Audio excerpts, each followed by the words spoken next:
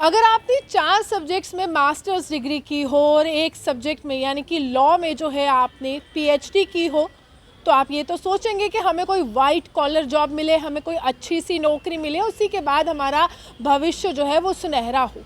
लेकिन तब क्या होता है जब एक व्यक्ति जिन्होंने 4 सब्जेक्ट में मास्टर डिग्री की होती है और एक में पीएचडी की होती है, वो व्यक्ति संदीप सिंह है। संदीप सिंह की सोशल मीडिया पर तस्वीर काफ़ी ज़्यादा वायरल हो रही है, क्योंकि संदीप सिंह इस समय एक प्रेरणादायक शख्स बनते हुए नज़र आ रहे हैं। सबको इंस्पायर कर रहे हैं कि ज़िंदगी में आप कहीं पर भी पहुंचना चाहते हैं, आपको मेहनत करनी पड़ेगी। संदीप सिंह ने मेहनत की, मास्टर डिग्री उनको मिली, उसके बाद पीएचडी उन्होंने की और एक कंट्रेक्चुअल प्रोफेसर के रूप में वो पंजाब की यूनिवर्सिटी में पढ़ा रहे थे कुछ समय तक। लेकिन अचानक ही ऐसा होता है कि जब वो कंट्रेक्चुअल वहाँ पर प्रोफेसर के रूप में पढ़ा रहे होते हैं तो उनकी सैलरी उनको टाइम पे नहीं मिलती है, उनकी सैलरी कट कर आती है। उसके बाद संदीप सिंह ने सोचा कि देखिए, परिस्थितियां मुझसे विपरीत जा रही हैं, सब कुछ उलट हो रहा है, ज़िंदगी मुश्किल से कट रही है, तो अब मैं क्या करूं। वो वहाँ पर बैठे नहीं रहे, बल्कि उन्होंने अपनी नौकरी छोड़ दी। ये बड़ा फैसला संदीप सिंह ने लिया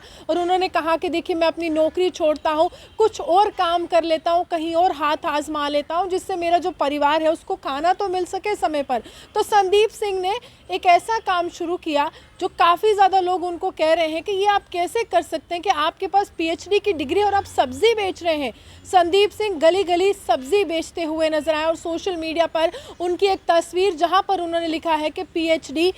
करने वाला जो है वो सब्जी बेच रहा है, यानी कि पीएचडी सब्जी वाला। तो वो तस्वीर काफ़ी ज़्यादा वायरल हो रही है। जब संदीप सिंह से बात की गई तो संदीप सिंह ने कहा कि देखिए, परिस्थितियों के अनुकूल खुद को ढालने के लिए मैंने ऐसा किया और अभी भी वो पढ़ाई कर रहे हैं, अभी भी वो चाहते हैं कि उनका एक ट्यूशन सेंटर हो, वो बच्चों को शिक्षा दे, वैसी शिक्षा दे जैसे उन्होंने दी, और हर एक व्यक्ति जो गरीब परिवार से ताल्लुक़ रखता है उसको शिक्षा मिले, ताकि देश का भविष्य जो है वो सुनिश्चित हो सके। लेकिन तस्वीर जब वायरल होती है तो बहुत से लोग उनकी तारीफ भी करते हैं, लेकिन बहुत से लोग प्रशासन पर सवाल भी खड़े करते हैं कि इतनी ज़्यादा एजुकेशन लेने के बाद, इतनी शिक्षा लेने के बाद एक व्यक्ति जब कंट्रेक्चुअल प्रोफेसर के रूप में काफ़ी लंबे समय तक काम करता है तो आपने उसको परमानेंट क्यों नहीं किया और उसको उस तरह की नौकरी क्यों नहीं मिली जिसकी उम्मीद इस तरह के लोगों को रहती है। लेकिन वो कहते हैं कि मैं अभी भी हारा नहीं हूँ, मैं अभी भी अपनी जो शिक्षा है वो पूरी तरह से कर रहा हूँ,